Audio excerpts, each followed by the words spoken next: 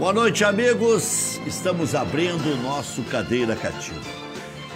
Eu sei que essa abertura ela é bem esperada, né? Alguns dizem, vamos ver o choro, outros dizem, vamos ver o desabafo, outros dizem, vamos ver o arrazoado, vamos ver o que é que ele fala hoje. Pois, infelizmente, eu tenho que falar hoje o que eu já falei na última segunda-feira. Eu não vou dizer que o Inter foi roubado, achacado e tal, porque isso aí ainda, depois o cara se complica, periga, dá até processo. Mas que houve erros vergonhosos, de novo, da arbitragem que comanda o futebol brasileiro e, de novo, o VAR. Aliás, eu tenho brincado nos meus programas de rádio e também aqui na televisão, que na galeria ali do Flamengo, né, no Museu do Flamengo, vai ter uma imagem do Zico, uma imagem do Romário e dos dois Rodrigos do VAR, que pouco importa qual é o sobrenome, né? O Rodrigo de Internacional e Flamengo, que mandou expulsar o Rodinei e bem mandado, como é o Rafael Claus, expulsou. Então, o Rodrigo de Flamengo e Internacional vai entrar para a galeria dos grandes ídolos da história do Flamengo. E o Rodrigo de ontem também vai entrar para a galeria dos melhores de todos os tempos, porque o título estava perdido para o Flamengo. O Flamengo perdeu o seu jogo para o São Paulo, né? Na lei do jogo, até teve um lance polêmico, né? Que houve mão do Daniel Alves e tal, que o juiz anulou um gol do São Paulo, então tinha que anular mesmo. No mais, foi na regra do jogo que o São Paulo ganhou do Flamengo. Bastava o Internacional fazer 1-0 aqui em Porto Alegre. O Internacional teve, para alguns, incompetência, não conseguiu fazer o gol, mas pelo menos dois lances causam espécie. Dois lances. E dessa vez, eu lembro do apelo do Renato, que o juiz pelo menos fosse olhar na beira do campo. No domingo, ele foi olhar na beira do campo, no lance do Rodinei, e decidiu pelo VAR. E ontem, ele foi olhar na beira do campo e decidiu pelo VAR. E piorou a situação.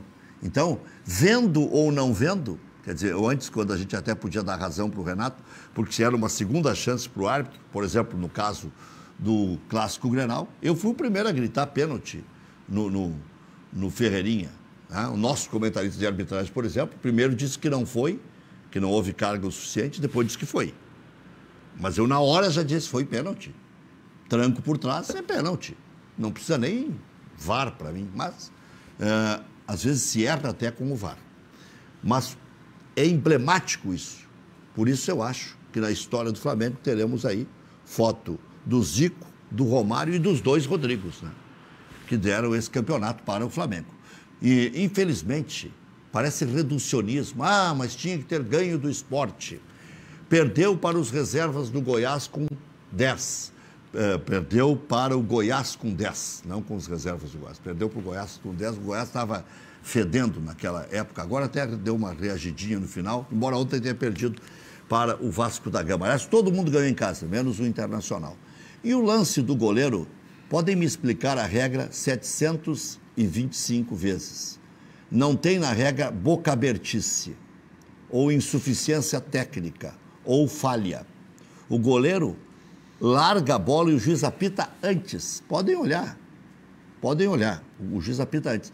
E depois, a única dúvida que eu tenho é se ele toca com a mão na sequência do lance o Abel Hernandes. No mais, eu tenho convicção absoluta que foi perigo de gol que ele marcou para não se incomodar no último lance. Mas eu ouço aqui e ali, acolá, os comentaristas de arbitragem, alguns comentam direitinho, outros inventam regra, mudam toda hora também.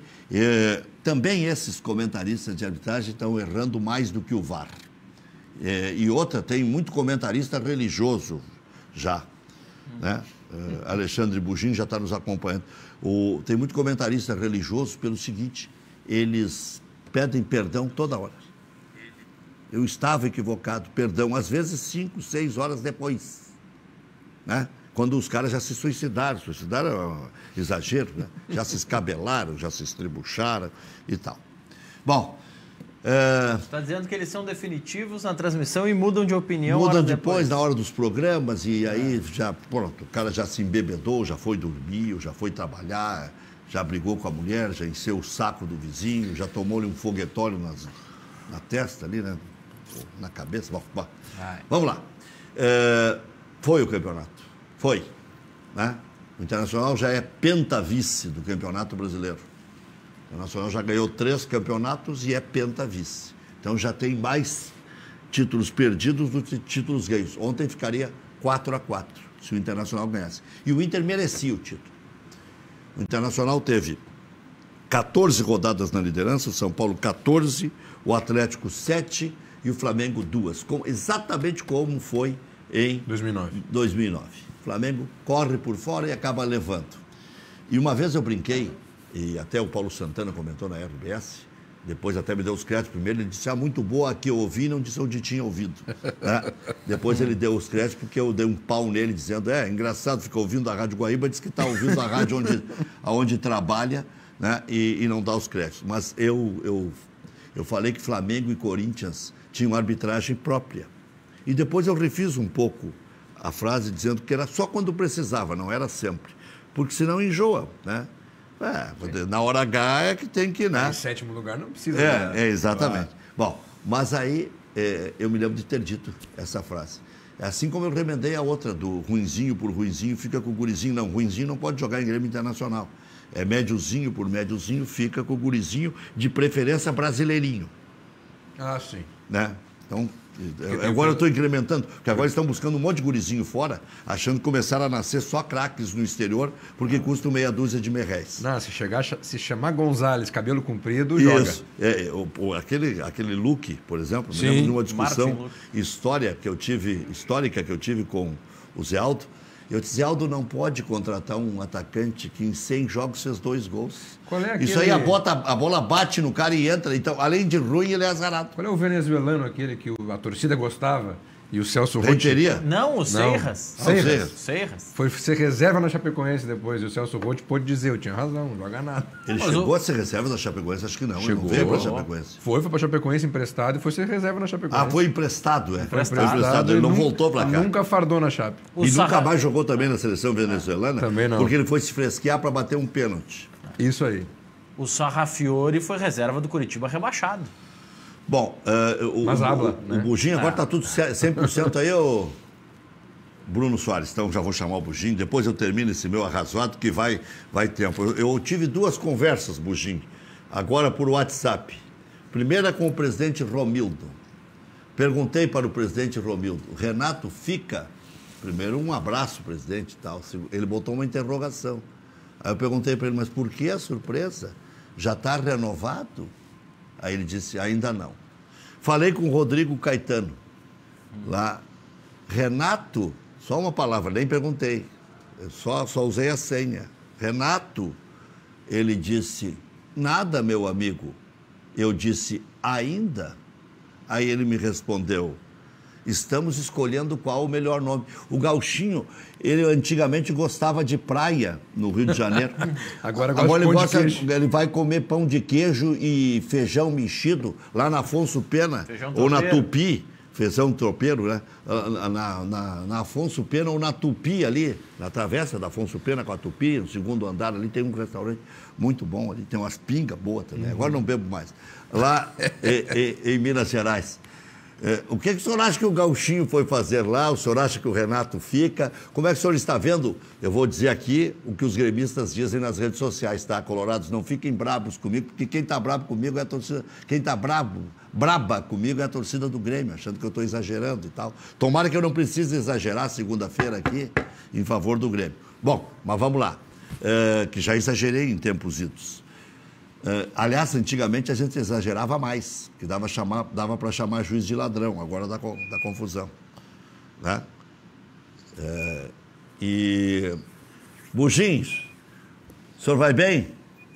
Boa noite, Rec. Boa noite. Eu ia dizer como é que o senhor vê o choro dos colorados, era isso que eu ia dizer. Pronto, já disse. Olha, boa noite, Rec, boa noite aos telespectadores e boa noite a todos que estão. Eu não estou vendo quem é que está Quem é que está aí? Vinícius Brito e Maurício Freitas, 2 grandes jornalistas. Opa, tudo bem, Vinícius? Tudo bom, Maurício? Tudo beleza? Tudo bem. Bom, como é que eu vejo as reclamações? Tá? Eu penso o seguinte, há muito tempo, né, e aí eu acho que é importante, eu acho que é de direito fazer essas reclamações, e essa semana, quando foram divulgados aqueles áudios, o áudio, né, na verdade, do jogo do Vasco e do Inter, né, sobre a questão do impedimento do Rodrigo Dourado, o que a gente confirmou, né, é aquilo que o presidente Romildo, de uma forma pioneira, né, se tu for lembrares, em 2018, quando o VAR estava iniciando, né, nós tivemos aquele jogo do River, contra o River, né, e ocorreu aquele episódio do pênalti do Bressan e episódio logo em seguida do gol de mão, né, do jogador do River. Se vocês lembrarem, inclusive, o presidente e nós, da diretoria do Grêmio, nos manifestamos publicamente no sentido que tínhamos que ter direito a ter conhecimento sobre os áudios do VAR, que o sistema de VAR deveria ser mais transparente, né? Vocês lembram disso? Foi feito protesto na Conmebol, e aí vai uma crítica, né? Eu acho que é importante que hoje, depois, inclusive, agora com o irmão sendo também, passando por essas situações, que a imprensa do Rio Grande do Sul também se manifesta no sentido de que o VAR tem que ter mais transparência. Naquela época, eu lembro que nós ficamos 3 ou 4 dias, o presidente Romildo teve o nosso jurídico, foi para o Paraguai, fez a defesa tentando protestar, e muitos disseram que aquilo era choro de perdedor, tá? E nós tivemos que aceitar tranquilamente. Depois, no ano passado, em 2019, quer dizer, no ano passado, nós tivemos um episódio contra o Atlético Paranaense, em que foi um pênalti escandaloso e que, novamente, nós solicitamos, publicamente, o presidente colocou muito claro que o VAR, enquanto não tivesse uma transparência em que o público tivesse acesso aos áudios, nós sempre estaríamos colocando o sistema em suspeita. Ouvindo o áudio do jogo do Vasco, eu tive a confirmação de que é uma bagunça aquilo, é de apavorar, né, a forma como eles decidem um lance que é capital, tanto para o Vasco como para o Inter, no caso, né? Agora decidiu a favor do Inter, no caso do Vasco, né? Se vocês devem ter ouvido, devem ter visto aquele vídeo com o áudio junto, vocês se dão conta que, em determinado momento, todos estão concluindo que o jogador, que o Rodrigo Dourado estaria impedido, e, de repente, o chefe do VAR decide que o gol é legal, né, de uma forma açoitada, tal, e transmite para o árbitro de campo, que estava esperando, gol legal, gol legal, gol legal. Agora, eu pergunto o seguinte: foi a primeira vez que o VAR foi usado no São Januário? Quer dizer, a gente ouviu ali o áudio e um dos árbitros de vídeo ali fala sobre a sombra do estádio. Quer dizer, quantas vezes eles tiveram o mesmo problema da sombra e decidiram por impedimento, enfim, a situação, por aquela situação? Quer dizer, então nós vemos que existe um sistema que é falho, totalmente falho, só que é uma caixa preta, e agora está mostrando isso, né? Nós estivemos na CBF,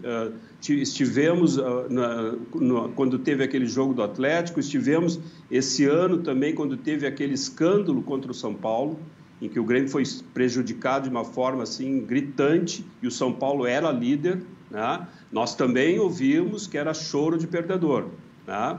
Então, assim, eu acho que é importante, eu acho que é de direito, tá? Eu tenho algumas considerações em relação aos lances de ontem, mas acho que aquele pênalti é extremamente subjetivo, a decisão, né? Mas faz parte do processo, faz parte do sistema. Agora, é importante, sim, que se registre, né, que o sistema tem que mudar de uma forma que seja mais transparente. E é importante, e aí vem uma situação que eu comentei no início. O Grêmio se sentiu, naquele episódio da Conmebol, do River, se sentiu meio que isolado, uma voz isolada, né? E acho que agora a imprensa, então, está vendo no sentido de que tem que colocar isso aí de uma forma clara, tem que chamar o senhor Gaciba para explicar como é que funciona esse sistema e por que não pode ter os áudios, por que não se pode ter acesso. Por exemplo, o Grêmio teve que assinar e se comprometer a não divulgar nenhuma das vezes que esteve lá. E hoje, nessa semana, o Internacional divulgou, o Vasco divulgou, então, esse critério vale para quem? Então, isso aí tem que ser mais transparente, tem que ser resolvido. Eu acho que o sistema do VAR tem que ser corrigido, é importante. Acho que hoje a Conmebol aprimorou o sistema, né? Nós temos áudios já sendo disponibilizados pós o jogo, né? A FIFA também, mas mesmo assim sempre vai ter situações em que não vai se resolver 100% as questões. Tá? Choro, realmente, como gremista, né? A gente vê e eu concordo, acho que ontem o Inter estava muito próximo de conquistar o título, muito em função do Flamengo estar sendo derrotado pelo São Paulo, né? E os episódios, os 2 gols impedidos, foram claramente impedidos. A questão do pênalti, na minha opinião, existe aquela questão se o braço está mais aberto ou menos aberto e se está encostado no chão, né? Eu vi hoje algumas pessoas comparando com o pênalti do Flamengo com o Grêmio, né, provocado pelo Léo Moura ano passado, 2019, né? Mas se tu olhares o vídeo do jogo do Grêmio e Flamengo, o Léo, a bola bate, o braço do Léo Moura ainda nem estava no chão. Então pode ser uma justificativa. E eu vi tu comentando sobre o último lance ali da cabeçada do Abel, né, em que o Cássio largou a bola. Tem um vídeo, uma imagem que eu vi ontem pela Sport TV, que eu não sei se tu tiveste acesso, não sei se tu viste, Rec, em que mostra que o Abel cabeceou o antebraço do Cássio. E aí é que ele largou a bola. Ele mostra exatamente a cabeça do Abel batendo no antebraço do Cássio. Não sei se chegasse a ver essa imagem. Não, eu não vi. Eu não vi. Então tem essa imagem. Mas ele apita antes, né? Ele já apita achando antes, que... Ele apita achando que ele vai cabecear, então. Porque... Não, parece... Dá a impressão de que ele apitou quando ele encostou a cabeça no braço do Cássio. Ele apita todo borrado. O Cássio meio que para, ele fica só olhando, né? Ele apita todo borrado. Olha pra cara dele, ele parece que perdeu um parente próximo, ele tá sempre assustado. O fato, né, Bugin, é que nesse caso de ontem, se a gente tem um protocolo do VAR dizendo, se o árbitro viu algo em campo que não é algo tão claro, espera concluir a jogada para apitar. Ele apitou antes, ele já não seguiu no mínimo o protocolo. Nem deu bola para fora. Com certeza. Isso sim. Agora, esse árbitro aí, né, vocês vão lembrar que é o mesmo dos 3 pênaltis. 2019, né, 3 pênaltis para o Grêmio, de uma forma clara, num Grenal, né, e não apitou. Naquele Grenal ele foi bom, né, para alguns... Não, mas ele apitou também por coincidência, Internacional e Atlético Paranaense no ano passado, e marcou 1.700 faltas, mais ou menos. Eu não estou fazendo aqui, eu estou dando uma de advogado do diabo, não vou fazer a defesa, porque o Dani Dubin já está na linha, e vocês vão debater entre vocês. Eu estou dizendo que... Eu acho ele um árbitro ruim, eu não gosto dele. Eu não acho ele um árbitro. Ele até, vou te dizer, eu tinha um bom conceito dele, eu vi um jogo ele apitar Boca e River. Aí eu disse, esse cara mudei de conceito. Foi valente, deu cartão, correu pau a pau com os jogadores do Boca e do River, deu um show de arbitragem. Mas também eu acho que foi eu acho que eu dei azar, porque aquele foi o último jogo que ele apitou bem. Aí eu fiquei com aquele conceito bom, e assim como eu gostava desse Rafael Claus. Para mim é o melhor árbitro brasileiro, até o Rafael Claus, era a imagem que eu tinha dele. E até, eu vou te dizer, ele pode até estar certo no lance, podia dar cartão vermelho. O problema é ele versus ele. Claro. O problema é a falta de critério. Se não fosse ele versus ele, se ele dá o cartão vermelho, podia até a gente fazer um barulho e tal, mas o lance é feio mesmo. O lance de ontem também, o árbitro é muito convicto ao dar o pênalti. É a mesma situação. Ele dá o pênalti, aí o VAR chama, ele vai lá e muda de ideia. Agora, eu vou te dizer... Ele foi na hora, pá! Não, até porque podia sobrar para o Patrick fazer o gol. Quer dizer, porque a velocidade do Moisés era para tocar para o Patrick. Quando ele vai tocar, o Ramiro intercepta no meio, até com rara competência que o Ramiro tem para desarmar. O Ramiro, aqui no Grêmio, ele tinha aquela característica de tirar a bola do adversário mesmo na velocidade. E ele era rápido de raciocínio, só que aí acabou cometendo o pênalti. Mas o Dani Dubin está na linha, mas conclua, por favor, Bugim, primeiro antes. Não, eu só ia comentar e perguntar para vocês se vocês concordam com o que eu estou dizendo. Tudo. O VAR tem que ser mais transparente o sistema, porque aqueles áudios do jogo do Vasco, é um absurdo a forma como eles tratam, eles estão de uma forma meio desesperada para tentar chegar a uma conclusão, né, e acabam tomando a pior conclusão, fazendo a pior decisão, no caso. Eu já não sei se o VAR está fazendo tão bem para o futebol.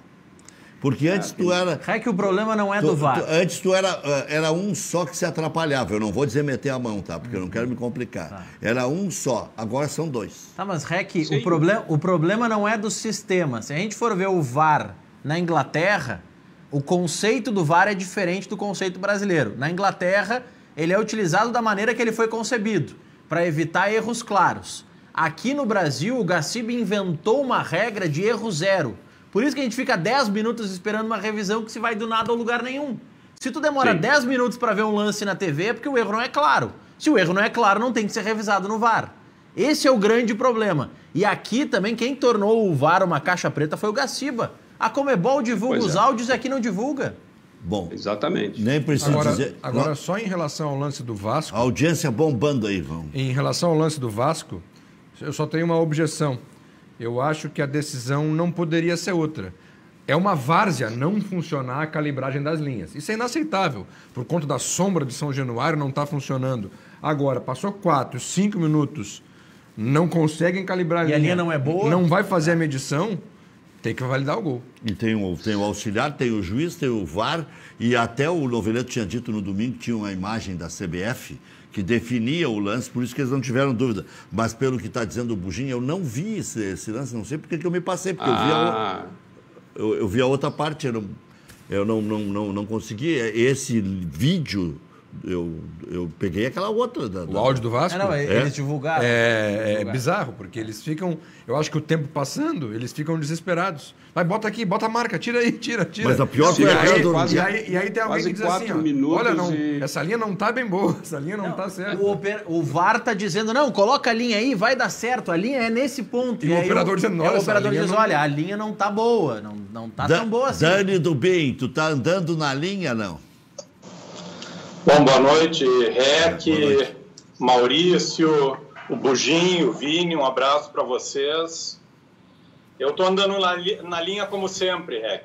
Não é no sentido que tu está pensando, estou dizendo essa na linha do VAR, na linha do campo. O que tu viu ontem de estranho? O que você acha que o Inter ainda tem que espernear? Ou acabou e... O Bugim está dizendo, quando o Grêmio protestou, quando o Grêmio levantou algumas questões de ordem, o Grêmio meio que ficou sozinho, se queixando, inclusive, da própria imprensa, e com uma certa razão, e do Internacional, que é o seu parceiro de Estado, né? Que na época entendeu que era choro de perdedor, tanto a imprensa quanto o Internacional, quanto a torcida colorada, em especial, muito mais do que a direção. Agora é choro do Internacional. Só que eu vi no Internacional uma sequência perigosa, desde o jogo contra o Atlético Paranaense. Porque todas as vezes em que houve dúvida, em 5 jogos consecutivos, todas as vezes, à exceção do lance do Dourado, é verdade, foi pró-adversário do Internacional. O Atlético Paranaense tem um lance de mão, né, no fim do jogo. No final do jogo. Para mim, aquilo ali, eles eles podem dizer que na regra está escrito que não é pênalti. Mas eu já vi pênalti marcado por muito menos. É que, na verdade, o Inter foi prejudicado em muitos jogos, agora na reta final. Mas a gente tomou uma decisão dentro do clube, não foi por causa de ontem, que está muito bem resumida no artigo que saiu agora no site do UOL, escrito pelo Alessandro, nosso presidente, e que retrata ali o que a gente acha sobre isso. Eu não acredito em complô, não acredito nessas coisas. O que eu acredito... Tu não acredita ou o Inter tem medo que aumente o prejuízo? Porque o Grêmio fez um estardalhaço e não meteram a mão no Grêmio lá contra o Lanús. Levou o Noveleto, levou o presidente da Federação Paulista, fez um estardalhaço para não lhe tomarem a Taça Libertadores da América. O que tá muito claro é a falta de critérios, é o amadorismo com que continua sendo tratada a arbitragem no Brasil.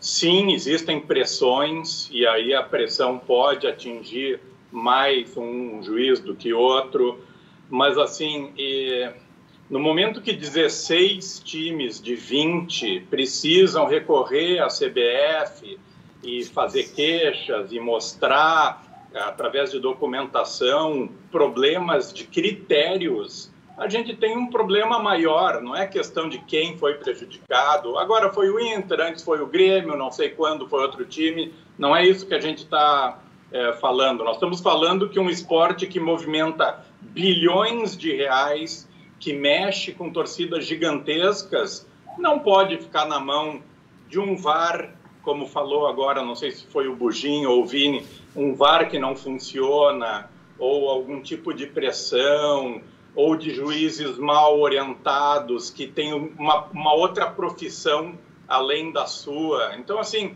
é uma série de coisas que estão escancaradas e que a gente precisa começar a mexer sob pena dessas coisas se repetirem ano a ano. Bugin. Perfeito. Eu queria assinar embaixo o que o Dani colocou agora. Tudo bom, Dani?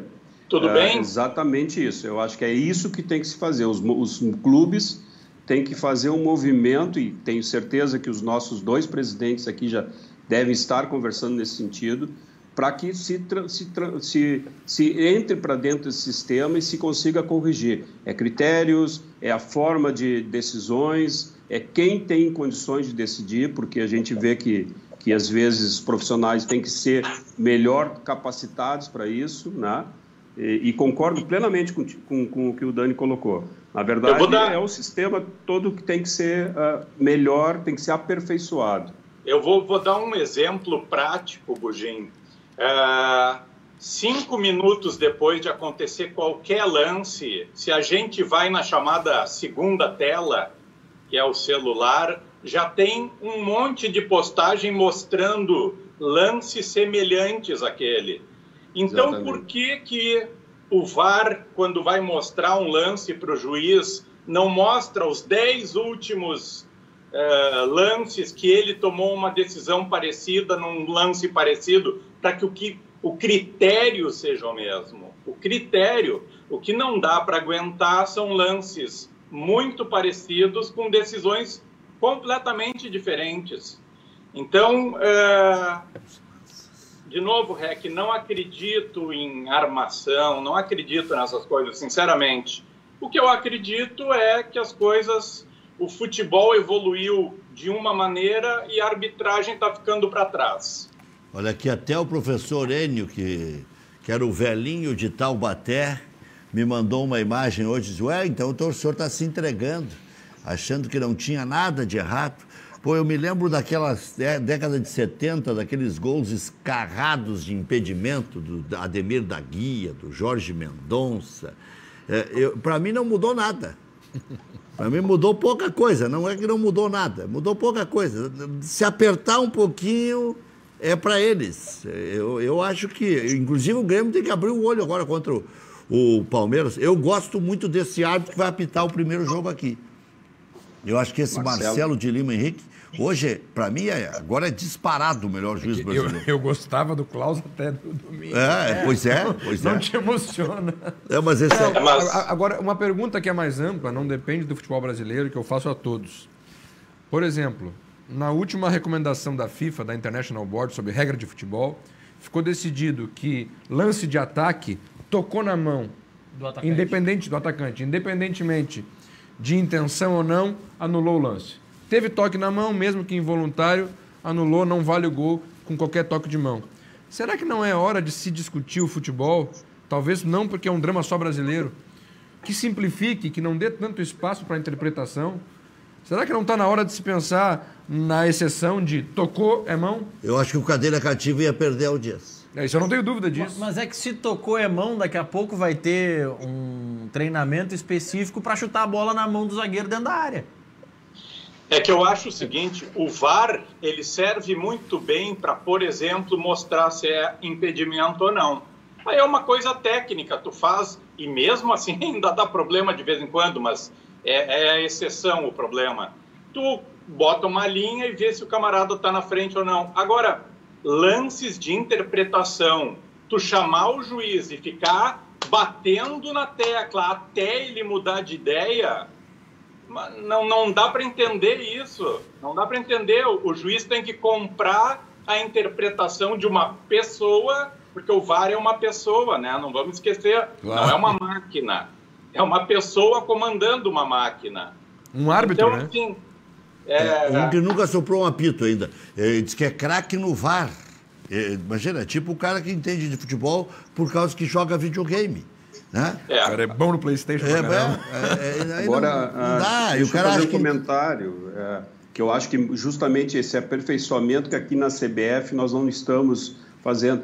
Eu vejo que a Conmebol ela tem desenvolvido um critério bem diferente. Os jogos da Libertadores, ao menos desse ano e do ano passado, eu não lembro de 2020, no caso, de nós termos situações gritantes. Inclusive, os juízes de campo eles têm mais autonomias para tomar as decisões e ver o critério. E não é qualquer lance que o VAR chama também, né? Então, eu acho que talvez tenha que se desenvolver, tenha que se aperfeiçoar no sentido... Mas é importante essa questão de definir os critérios, com certeza. Nós, no Brasil, estamos muito atrás em termos nessa questão e que está causando. E esse ano foi um absurdo para todos os times. Né? Nós temos uma gravação do Gaciba, que palestrou, e ele elucida bem essa situação do pênalti de ontem. Ampliou o espaço, é pênalti. E parece que não tem lugar nenhum que está escrito que tem, quando está ancorado o apoio e tal.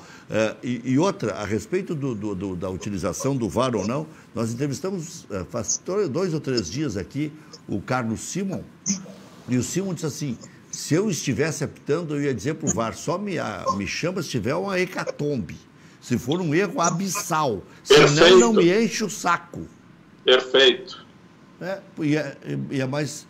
isso aí não acontece. Não sei se nós já temos na ponta da linha aí o Gaciba, para a gente mostrar aí, para as pessoas entenderem o que a gente está falando. Segundo o comandante da arbitragem, que em 4 anos seguidos foi o melhor árbitro do Campeonato Brasileiro, Leonardo Gaciba. Foi um outro lance bem debatido, né? E a gente trouxe para vocês da questão do tal, o pessoal considerou braço de apoio, né? E eu acho que isso aí tem muito a ver com imagem, com ângulos, mostra bastante pra gente como as interpretações mudam, dependendo do ângulo que a gente vê a jogada, né? Essa é a questão do braço que está sendo levado pro chão. Olha essa câmera aqui atrás do gol. Para aí, Gil, por favor.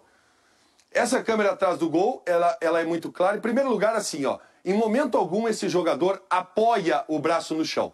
Vocês podem observar, mesmo depois da bola bater na mão dele, ele não apoia o braço no chão. E, ó, segue com o braço sem apoiá-lo no chão, né? Ele não está apoiando o peso do corpo nesse braço. E aqui, a ampliação de espaço lateral. A partir do momento que o jogador amplia lateralmente o seu espaço corporal numa ação de bloqueio, afastado do corpo, se fosse atrás do corpo, sem problema. Sim. E se fosse uma mão de apoio, colado ao corpo, show. A partir do momento que abriu ângulo de 90, a decisão correta, tiro penal, sem cartão amarelo, porque não há um ataque promissor. E para reforçar, Léo, essa questão do braço de apoio... Pode ir rodando, Gil. Não é no braço, é na coxa, no momento de deslizar para impedir, para cortar a trajetória da bola. Na verdade, o jogador que está apoiando o braço no chão, né, mesmo que a bola toque no braço, ele vai continuar com o braço e vai acabar se apoiando no solo. Né? Então, decisão correta, tiro penal. Esse é o jogo do Grêmio que nós estamos mostrando. Esse agora... é o jogo de 2019, ali quem falou que ficou mais baixo é o Alício Pena Júnior, que é o responsável da Ele era Conmebol. Ruim apitando e é ruim no microfone também. O microfone estava desligado ali, né? Mas agora a gente botando o lance do pênalti de ontem, dá para comparar bem claramente que é um lance da mesma situação. Tem o pênalti... Para mim são lances, pela descrição do Gaciba, são lances diferentes e eu chego a me inclinar a dizer que isenta a arbitragem de ontem. Tu acha que ele apoiou o braço no chão? Mas tem a outra parte de ampliar o espaço. Não, aí sim. Mas na comparação, o jogador do Grêmio, ela bate no braço e ele nem chega a apoiar. Ele tá lavrando. O braço estica. O Léo Moura tá lavrando. Léo Moura com o Gabigol. Mas o Ramiro ontem, de fato, desliza com o braço sempre preso à grama. Ele levanta o braço logo depois e é isso que dá para... Mas é isso que eu tô dizendo. É interpretação demais, entendeu? Mas esse lance é muito parecido. Depois a gente tem o lance... da transmissão, na visão, inclusive, que o VAR ofereceu para o árbitro, e o lance, depois de ouvir o Gaciba, a gente percebe, o Ramiro também levanta a mão depois de encostar, e ele está apoiado na coxa, como disse o Alice Pena Júnior. É isso que acaba acontecendo. É que é isso que eu penso. Eu acho que a decisão ela tem de ser... Os critérios têm de ser mais claros. Esse é o lance do pênalti. O critério tem que ser o seguinte: apoiou, não é infração. Apoiou, mas aumentou a amplitude, já começa a complicar, já começa a ficar querer discutir o sexo dos anos. Olha ali, qualquer decisão é possível. Ele não firma o braço. Ele não firma o braço em momento algum. É o mesmo lance. É a mesma coisa. Agora, ele não deu porque ele não quis. Ali, ele encosta o braço e levanta o braço logo depois. Ele dá uma encostadinha e depois segue... E fez um ângulo maior do que o ângulo de 90 graus. Quando ele correu por ser um árbitro FIFA, eu achei que é uma loucura, entendeu? O cara tem que puxar ali 89 graus. É 90 graus, é a amplitude que aumenta, a amplitude que diminui. É critério demais. Agora possibilidade demais para decidir o que bem entender. Eu achei que quando ele correu para o VAR, por ser um árbitro FIFA, que ele não ia concordar. Mas aí ele acabou concordando e invalidou o gol do Internacional. O Inter não teve mais forças. Aí depois teve mais um lance do Yuri Alberto, impedido. Mais um outro do Edenilson, impedido. Mais um lance do goleiro, falta. Aí o seguinte, criou pouco. Até, de repente... Não, mas essa falta mais ou menos falta, né? Eu não achei que foi falta. Do goleiro? Eu também achei que não foi. Não, foi falta. Mas aí, tudo bem, também é normal, é do jogo. O problema é quando as coisas ficam se repetindo, né, Rec? E a gente vem sendo prejudicado há 4, 5 jogos. Esse é o problema. Pois não, mas ainda assim vocês acham que não tem nenhum outro problema extra? Eu acho que a pressão do Flamengo funcionou. Olha, a gente esteve no Maracanã no domingo passado, né? A CBF libera cerca de 40 pessoas. Eles deviam ter umas 300 pessoas dentro do estádio. E levaram 300 para São Paulo. Então, assim, esse tipo de coisa, e com a conivência das grandes redes de televisão do centro do país, que parecem achar tudo bacana, isso que também não é legal. Pode ser que agora, com a ampliação da tecnologia, nossos programas também são bem vistos lá e tal, pode ser que o barulho aumente um pouco, né? Esse é um programa de 1h30 diário, que fica aí no YouTube, no cadeiracativa.com.br. Pode ser que um dia aceitem as condenações tupiniquins, né? Diga, Maurício. Uma coisa, Rec, ou duas coisas ficam muito claras nesse processo da arbitragem brasileira. A primeira delas é que o Gaciba... Mas o Gaciba é gaúcho, né? Por incrível que pareça. Mas o Gaciba está balançando no cargo porque ele tem pressão dos clubes e pressão, inclusive, dos analistas de arbitragem da Globo, que toda semana pedem a cabeça do Gaciba, há 2 anos. O Paulo César Oliveira é o que mais pede. É que todo mundo ganha 30 por mês lá, tá todo mundo louco para ganhar os 150. Mas... Matou a questão. Mas é óbvio. O cara ganha 30... E ainda toma mijada de alguns neófitos. Aí pode virar patrão e ganhar 150? Mas, gente, ainda botar os bruxos para pitar? Mas, gente, me pergunta. Mas aí só Vinícius. Não, só uma coisa. Conheço o Gaciba, fui colega do Gaciba, inclusive de empresa, uma figura adorável. Foi um árbitro extraordinário, mas ele tem tido atitudes... Ele declarar, por exemplo, que o lance do Rodinei era para cartão laranja é de uma infelicidade... Monstra. Mas ele não declarou, aquilo vazou. Mas tudo bem. Vazou. Mas assim, Rec, o que é fato? Primeiro que o Gaciba ele tá balançando no cargo, porque tem muita gente pedindo para ele sair.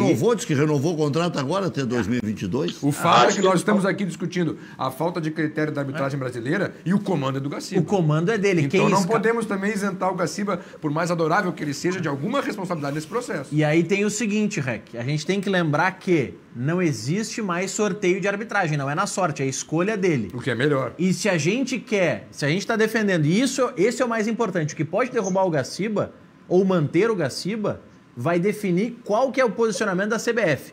Se a CBF entender que tem que tornar o processo com menos interferência no jogo, que é o que o Gaciba defende. O Gaciba defende que tem que interferir em tudo, que tem que ser o tal do erro zero. Se a CBF rever a sua posição de que não tem que ser assim e de que quer ser mais transparente, tal qual a Conmebol, vejam, a Conmebol é transparente e a CBF não. Olha que ponto nós chegamos. Quem diria que a Conmebol seria transparente? Mas para esses dois fatos acontecerem, é só com a saída do Gaciba. Sabe que o Bugim disse uma coisa interessante aí. O Grêmio fez aquele griteiro, pode ter parecido que tenha ficado sozinho, mas o Grêmio acabou, de uma maneira ou de outra, chamando atenção para problemas sérios, inclusive de transmissão e de interferências e tudo mais.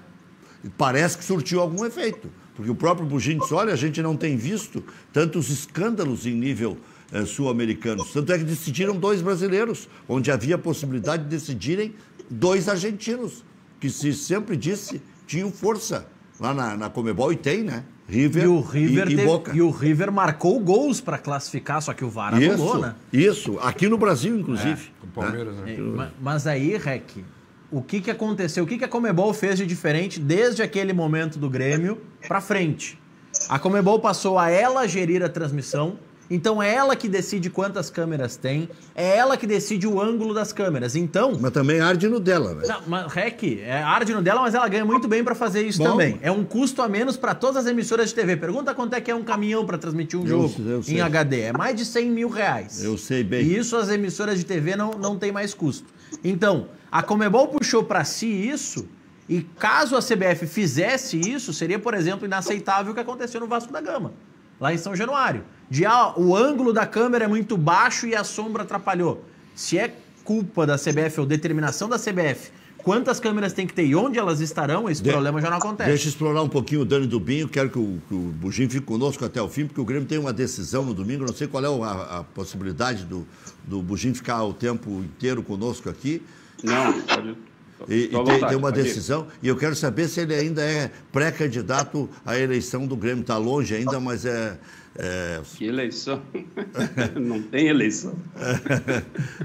Daqui a um ano passa rápido, hein? Mas, bom, o governador já é pré-candidato à presidência, por exemplo. Né?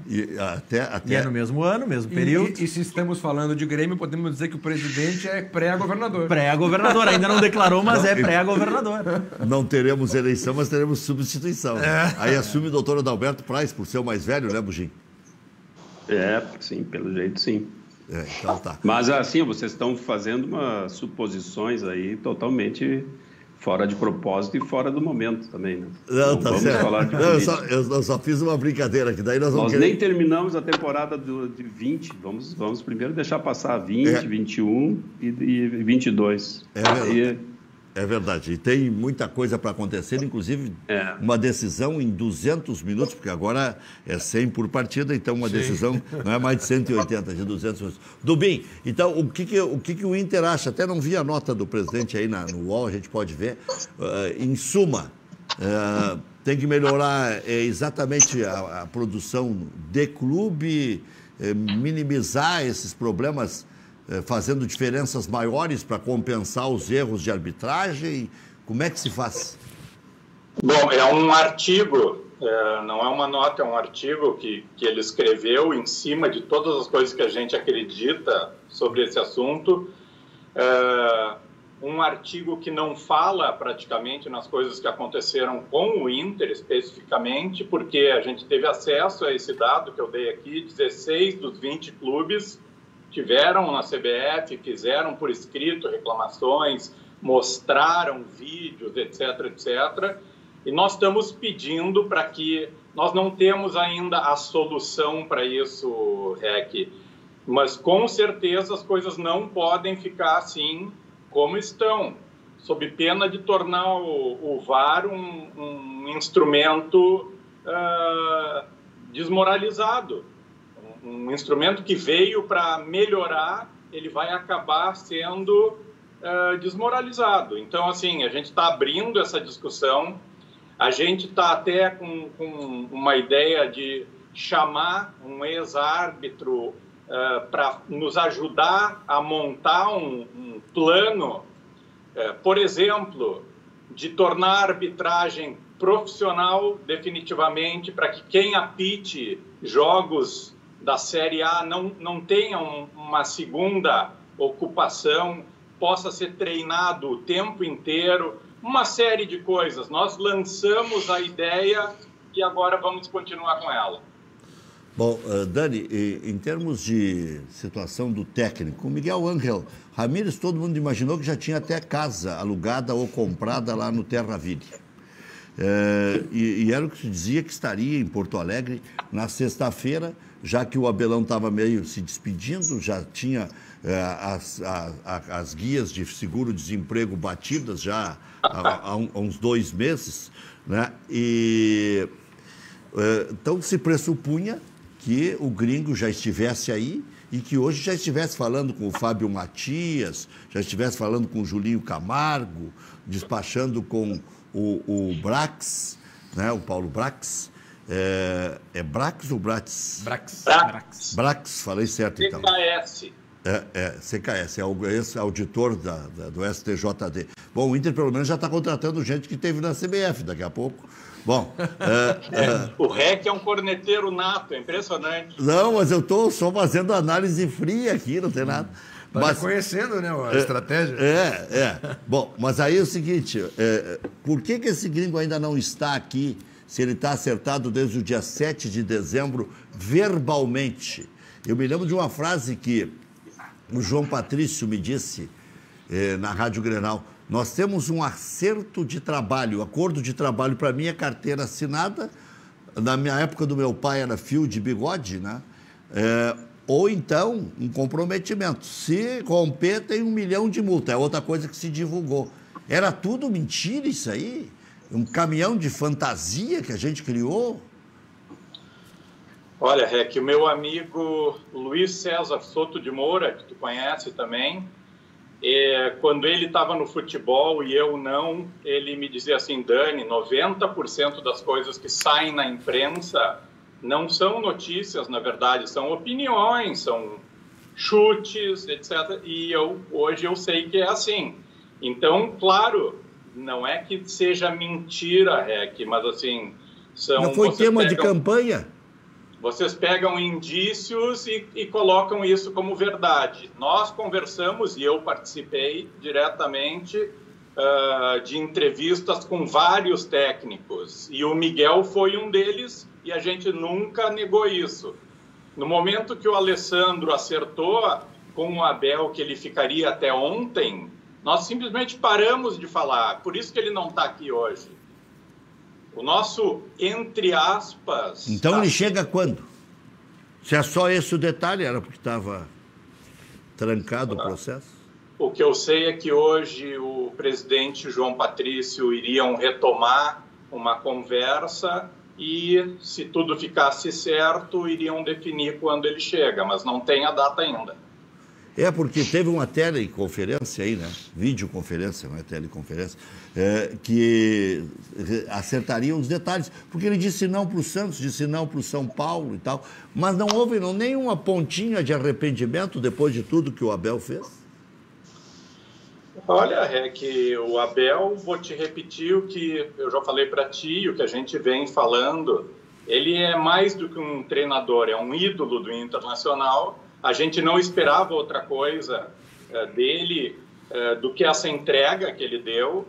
Conseguimos chegar longe, por pouco não fomos campeões, mas nós nos elegemos com 16 mil votos de sócios, Rec, com uma plataforma. E a gente entende que naquela plataforma nós precisamos de uma série de profissionais com um perfil um pouquinho diferente. Então, respeitamos o Abel, cumprimos com tudo que a gente combinou com ele, ele cumpriu conosco de forma maravilhosa, mas agora nós vamos partir para um outro modelo de futebol. Dani do Bem, um grande abraço, obrigado pela presença aqui no nosso Cadeira Cativa. Eu que agradeço, um abraço para ti, Rec, e para os amigos que estão aí presentes. Valeu. Um abraço. O Bugim segue conosco. Lá no Atlético Mineiro hoje o que se disse, Bugim, é que a decisão sobre o técnico vai sair o mais rápido possível. Então, se o Grêmio ainda vai ter o Renato até o dia 7, eles podem definir, não anunciar lá, ou anunciar um outro nome, o que já escancararia que o Grêmio ficaria com o Renato. Bom, se especulou que o Grêmio pudesse ter na escalação de domingo um time sem o Jean-Pierre. Eu até posso supor isso para um segundo jogo, se o Grêmio obtiver aqui uma boa vantagem ou se o Jean-Pierre não corresponder. Mas para domingo, eu, pessoalmente, acho que é de descartar essa situação. Eu anotei alguns tópicos aí só para repassar o noticiário. Em termos do Internacional com o Miguel Ángel Ramírez, vou bater aqui. Eu temo que aconteça um efeito Paulo Autuori no Grêmio. O Grêmio ficou esperando, e o Rospide foi ganhando, né? Tiraram o Celso Roth, botaram o Rospide, deu aquela coincidência agradável e desagradável ao mesmo tempo. Disse, mas como é que vamos tirar o Rospide agora? E tiraram e tomara que o Inter não se arrependa. O Internacional tem 8 jogadores do elenco principal só treinando, mas todos tiraram férias, dentre os quais está treinando também Paulo Guerreiro. Então, numa dessas pode aparecer no banco de reservas ou até começando o jogo, indo até quanto suportar o Paulo Guerreiro. Não digo que vai ser contra o Juventude, jogo confirmado para as 8 horas de segunda-feira. Ontem, depois do jogo, o Alexandre Mendes deu uma entrevista. No primeiro lugar, até estranho, ele falando, agora com esse negócio de pré-libertadores, aperta o calendário, acho que ele se atrapalhou, porque o Grêmio pode ganhar a Copa do Brasil e não ter pré-libertadores. Mas a outra parte da entrevista, ele falou em desejo de ficar, que eles têm desejo de ficar. E hoje eu ouvi aqui a colar que o problema do Renato não seria tanto o valor. Eu tenho brincado e tenho dito, o que é de 900 para 1.200 para o Renato? É um pum. É nada. É um pum. Né? Não tem. O que pode estar vendo para o Renato, daqui a pouco, para ir ao Atlético Mineiro, Vinícius Brito, não seria, na minha concepção, qualquer tipo de insatisfação com o Grêmio. Mas talvez aquilo que o atleta... Ele vive dizendo... Olho gordo. O Renato... Não, mas o que o Renato vive dizendo... Porque esse Flamengo estava cheio de craque, não jogou nada. O Renato vive... Ontem o Internacional não ganhou por quê? Também pelos erros de arbitragem, por um pouco de incompetência sua. O Renato não disse... O que tinha esse Flamengo? Tinha o ano passado do Jesus. Que não dá aquele pênalti do Néstor Pitana contra o Emelec. Eu nem sei se esse Jesus ia fazer tanto milagre. Não, e o Renato, por exemplo, ele diversas vezes justificou o sucesso do Flamengo em 2019 com os 200 milhões. Ele agora tem a oportunidade de dirigir um elenco de mais de 200 milhões. O elenco que já foi de grande investimento em 2020. Aqui a casa agora vai chegando o Nath Fernandes, vai chegando o Hulk, ele pode naturalmente se empolgar com essa situação. Aqui a casa é dele, os caras passam por uma estátua, pedem a bênção. Aqui ele dá palpite em tudo. Vai lá para o Galo, que o mês tem 45, 50 dias, não sei. A conversa vai ser o seguinte, ele vai perguntar para o presidente Romildo se vai ter grana para tornar o Grêmio protagonista. Porque o Galo vai ser com as contratações. O Bugim só está ouvindo, depois ele vai falar sobre tudo isso aí. E o Galo se livrou de um pirotécnico, né? O Sampaoli. Esse é um quase super técnico. Mentira. Ele está quase participando daquele programa antigo que tinha no Milton Neves. Olha aqui, ó. São Luís e Ipiranga vai ser às 3 da tarde, ou 4 da tarde, 3:30 da tarde, lá em Frederico Westphalen, porque não tem iluminação e tal, e não dava mais tempo de mudar. Os outros jogos serão às 8 da noite de sábado no Campeonato Gaúcho. O Grêmio joga contra o Palmeiras às 9 da noite na Arena. Aliás, jogo que estarei comentando na Rádio Grenal junto com o Haroldo de Souza. Lima e Léo Chu são 2 jogadores que estão voltando para o tricolor vindos lá do Ceará. Hoje eu ouvi no rádio, e não é corneta nem nada, é só para o pessoal se dar conta, não está em jogo um valor, um montante de 54 milhões, 21 ou 22 o Grêmio já botou no bolso. O Grêmio vai buscar mais 32. Então não é tudo ou nada. Quem perder, perde tudo. Quem ganhar, ganha tudo. 22 o vice já botou no bolso. O Grêmio vai em busca de mais 32 para ficar com 54. Se perder o jogo, né, ou perder o confronto de 2 partidas, o Grêmio bota 22 e o outro bota 54. Né? O Renato concentrou um elenco inteiro e, por favor, né, a respeito ainda do Miguel Ángel Ramírez, se o grande mote ou um dos grandes quesitos para ele estar vindo para o Internacional, e isso é extremamente moderno, às vezes inócuo e perigoso, é o goleiro jogar com os pés. Eu digo, se tiver um bom saidor de trás, que tenha velocidade e tudo mais, ou 2 bons laterais, me parece que isso aí é mais pepino do que, né, solução. Claro, se tiver um recurso a mais, é bom. Mas para sair jogando, o cara tem que ser muito bom. Nem o Rogério Ceni saía jogando e fazia gols com os pés aos montes. Mas, se esse é um dos quesitos, meu divino Espírito Santo, amém. O que me preocupa, Rec, na chegada do Miguel Ángel Ramírez, primeiro é a inexperiência dele. Eu sei que em 2019 ele levou o Independiente Del Valle a um título de Sul-Americana, isso é importante, mas ele em maio agora completa a sua 2ª temporada apenas como técnico de times profissionais. Antes ele foi olheiro, categoria de base de clubes pequenos da Espanha, trabalhou no Catar, num centro de desenvolvimento, nem era uma equipe. Então eu acho, ele é mais jovem que o Guerreiro, por exemplo, então talvez falte a ele personalidade para gerir vestiário. Mas aí não tem problema, o Tite era mais jovem que o Mauro Galvão, ele foi campeão da Copa do Brasil. Perfeito, mas aí vai muito de personalidade, Rec. Futebol, por mais que muitos analistas, da minha geração inclusive, pensem que seja só o mapa de calor, o 352... O mapa de calor é ser imbatível. Futebol também é dor de barriga, futebol também é macumba no vestiário, futebol também é a filha do jogador a mão no que está traseiro. Doente. Tudo isso.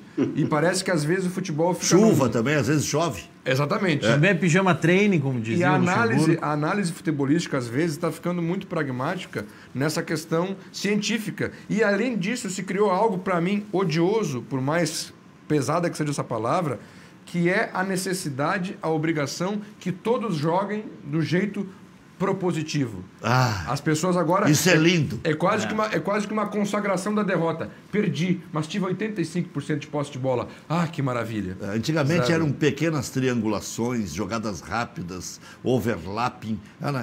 Então, jogo apoiado. Só muda um pouquinho. Por exemplo, o Fernando Diniz, que é um Miguel Ángel Ramírez que fala português. E o futebol posicionado.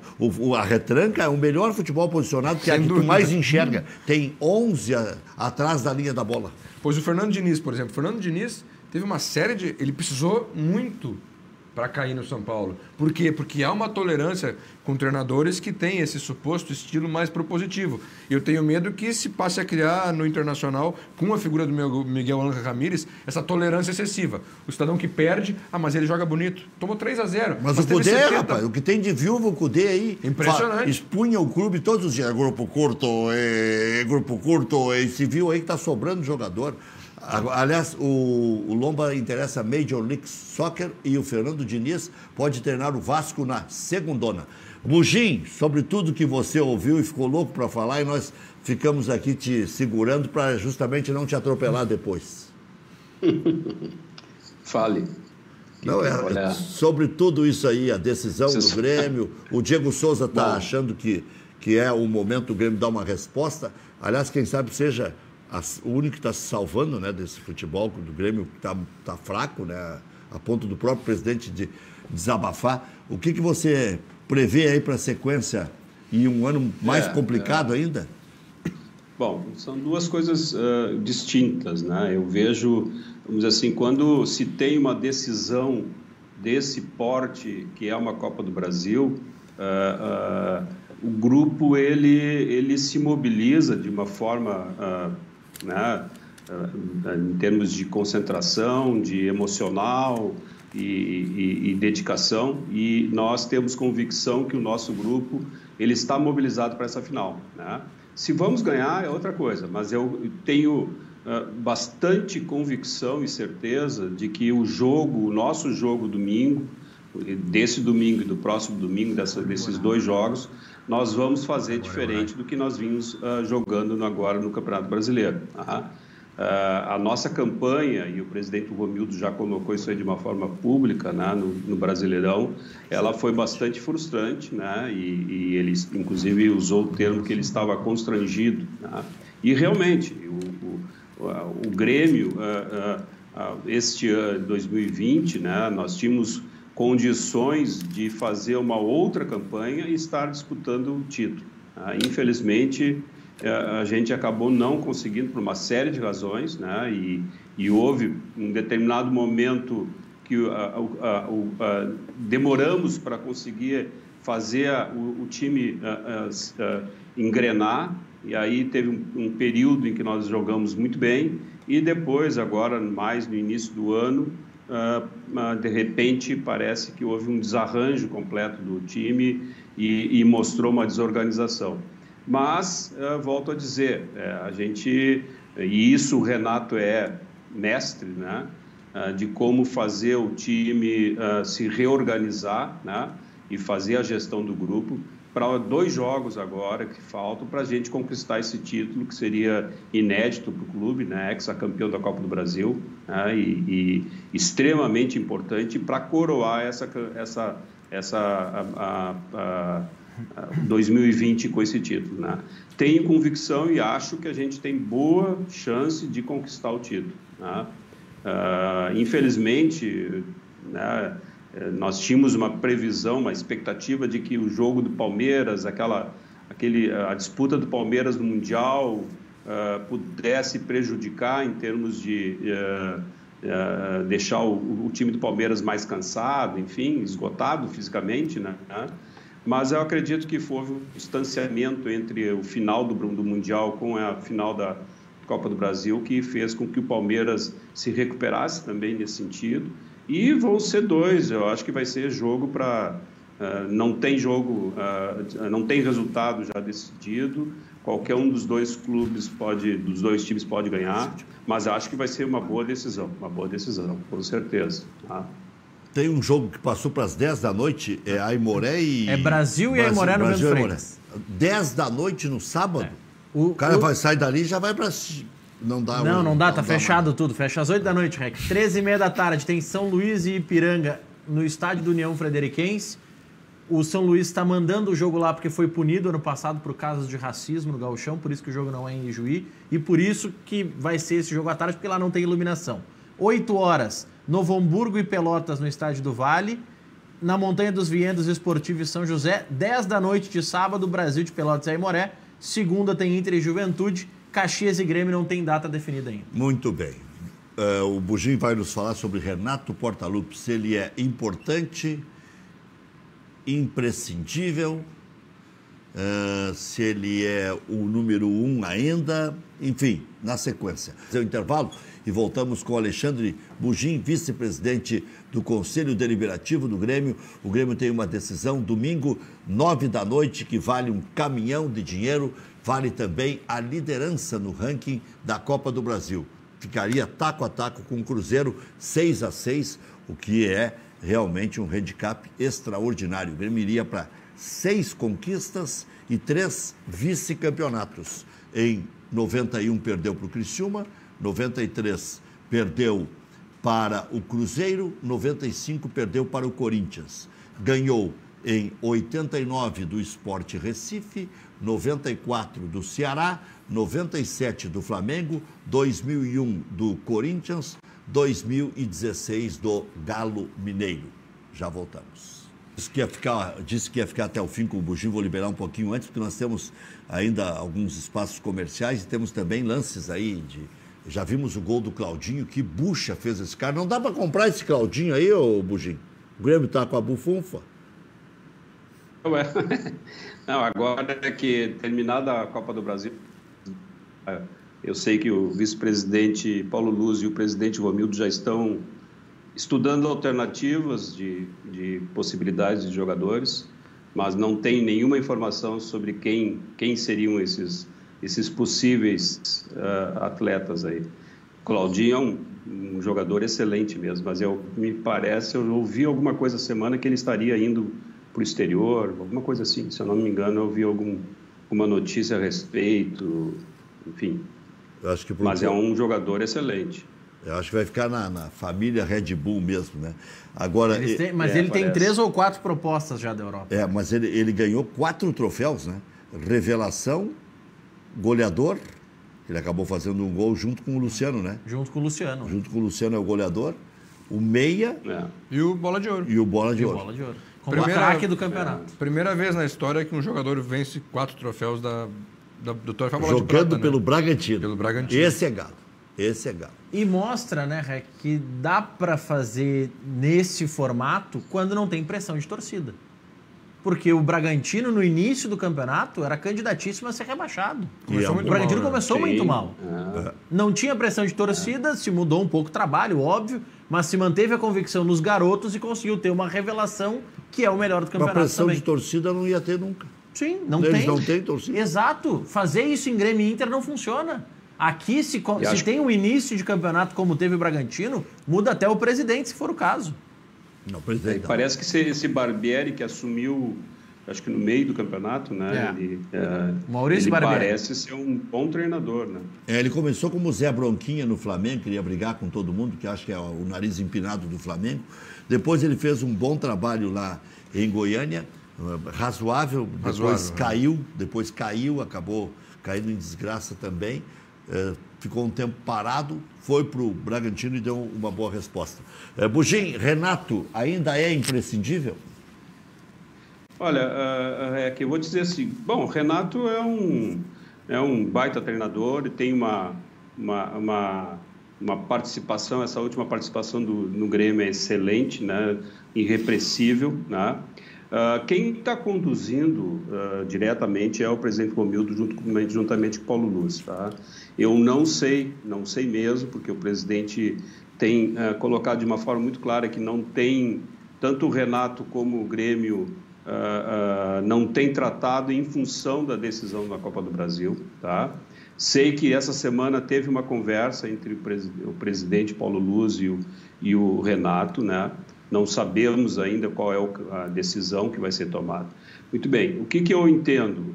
Independente do Renato continuar ou não, tá? E vamos considera que ele continue, né? Vamos considerar essa situação, né? E que como treinador, ele tem total capacidade, né, de continuar fazendo um trabalho espetacular no Grêmio. Existem algumas questões que tem que ser, esse ano nós temos que mudar, fazer algumas revisões de rumos, né? Eu acho que o elenco nosso ele tem que ser renovado em algumas posições. O presidente já colocou que deve ser contratado em torno de 4 jogadores, 5 jogadores para titulares, né? Eu entendo que tem algumas posições que nós cometemos alguns equívocos em termos de avaliações, em termos de contratações, e nós precisamos corrigir isso, né? E também a questão da comissão, enfim, eu acho que esse ano nós também tivemos muita carência no preparo físico, né? Não sei poder avaliar se é a questão do profissional ou se foi a questão de método deste ano, né? E isso tem que ser corrigido, e eu acho que o presidente Romildo e o Paulo Luz e os vice-presidentes do CA estão muito convictos. Eu sei que já fizeram uma avaliação, a direção tem um diagnóstico muito claro de como é que tem que ser trabalhado esse ano no futebol, né? O nosso desempenho no Brasileirão é um dos motivos que se fez essa avaliação, e com certeza nós vamos corrigir esses rumos para fazer uma boa temporada de 2021. A questão de o Renato fica ou não, a gente sabe que essa decisão ela vai ser tomada depois da Copa do Brasil. E tem que ser imediatamente, né? Com certeza. Muito obrigado pela participação, sempre muito legal contar com a sua presença aqui. Um grande abraço, bom final de semana e vitória do Grêmio no domingo. Sempre é muito bom arrancar na frente numa decisão parelha como é essa contra o Palmeiras, Bugim.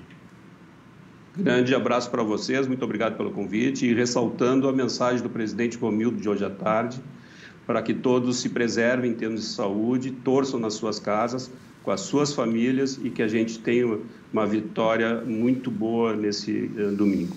Um abraço a todos. Um abraço, boa lembrança.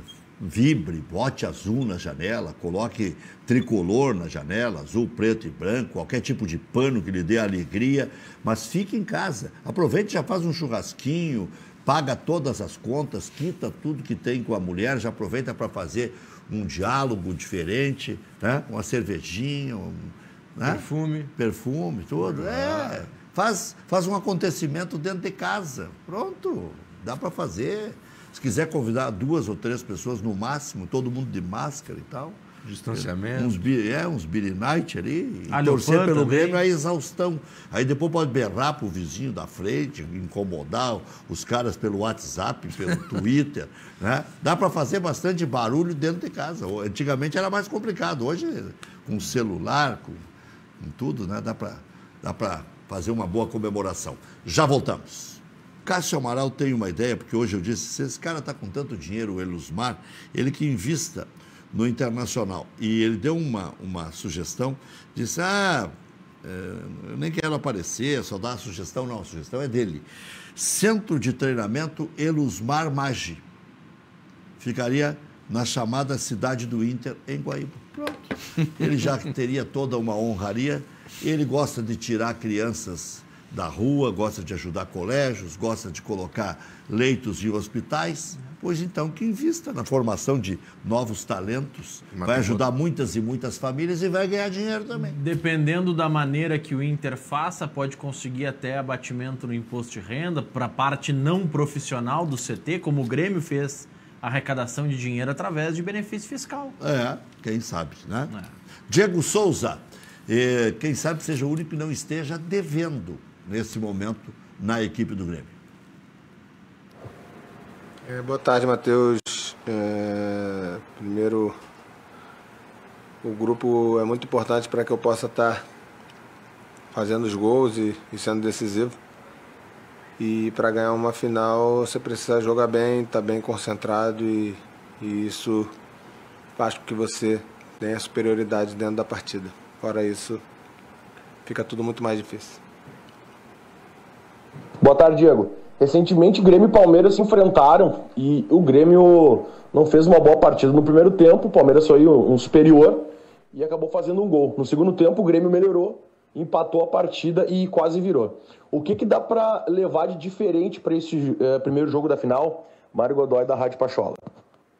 Então, Mário, são jogos totalmente diferentes, né? Agora, decisão de Copa do Brasil, onde as duas equipes se prepararam bem para essa final. São duas equipes cascudas que estão acostumadas a jogar esse tipo de jogos. Então a gente sabe da dificuldade, mas a gente tem o primeiro jogo dentro da nossa casa, onde a gente é muito forte. Tem que tomar cuidado sim com a equipe do Palmeiras, mas impor o nosso ritmo de jogo, procurar fazer o que a gente está acostumado e nessas horas a gente sabe que nós temos jogadores de qualidade, jogadores experientes que estão acostumados também a esse tipo de jogo e tem tudo para fazer uma boa final e procurar vencer bem esse jogo. Diego, boa tarde. Palmeiras e Grêmio têm duas das melhores defesas do país. Por coincidência, 2 zagueiros estrangeiros se destacam nas duas equipes. Qual a importância do Kahneman para o time do Grêmio? E o que tu esperas do duelo com o Gustavo Gomes, um dos principais jogadores do Palmeiras e capitão da equipe? Bianca Molina, TV Bandeirantes.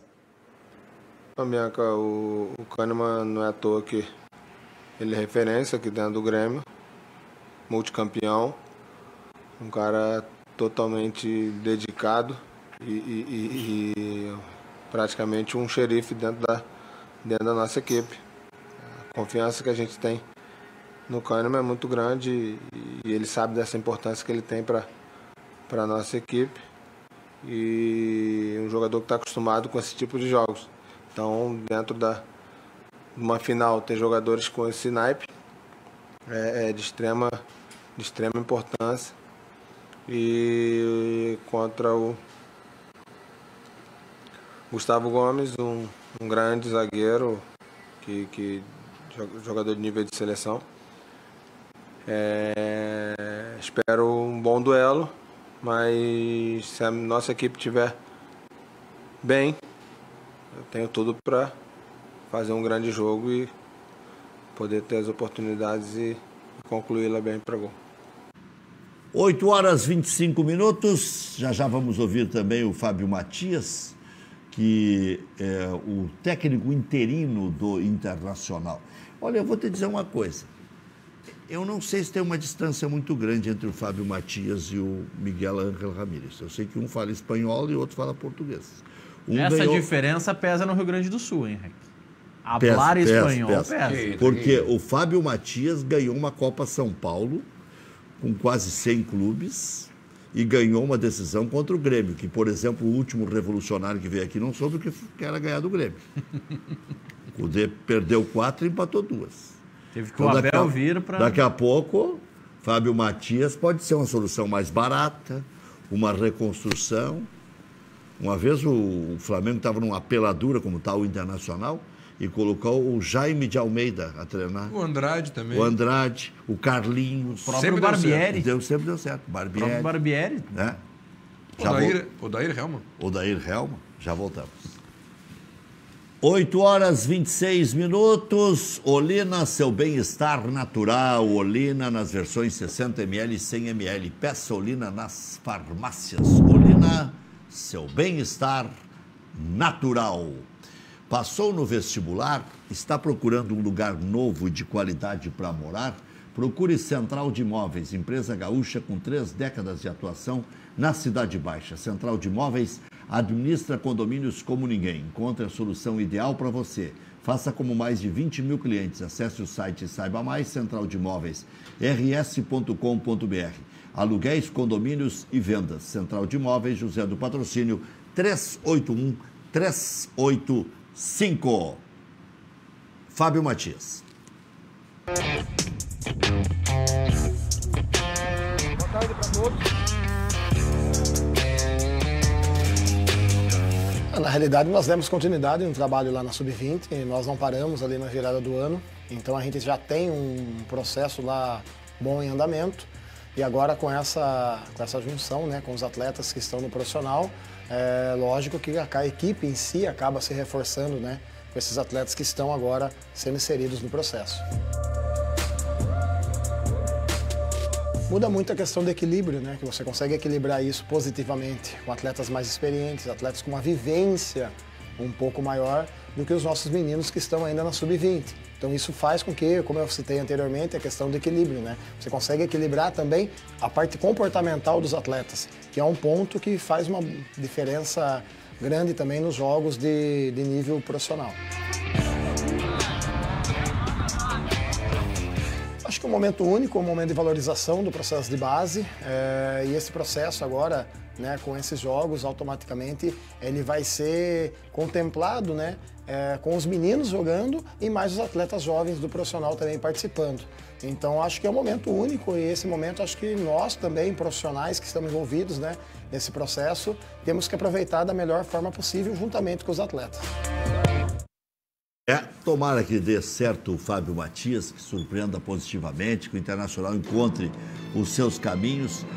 Quais foram algumas frases aí no pique aí, Maurício, do presidente Alessandro? No artigo que foi publicado no UOL, chega de só reclamar quando há um erro contra o seu time e de falar que faz parte do jogo quando se é beneficiado. Ele defende que os clubes têm que buscar estudos, ver o que se faz lá fora, para trabalhar juntos para que nunca mais o VAR seja o craque do Brasileirão. Achei que foi bastante meigo. Até segunda-feira.